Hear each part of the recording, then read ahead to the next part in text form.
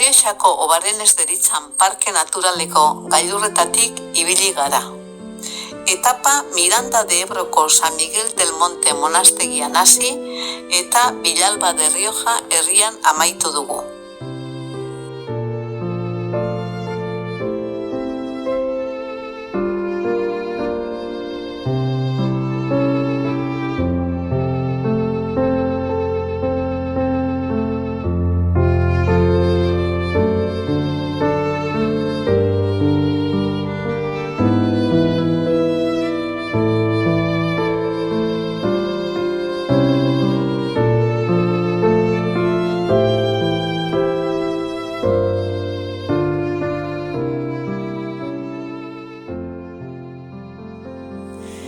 Bederatzireun metro inguruko garaiera duten mendietatik ibili gara.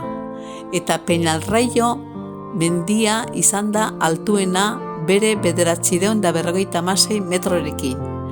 Bertan dagoen postontzia Felix Rodríguez de la Fuenteri eskainita dago.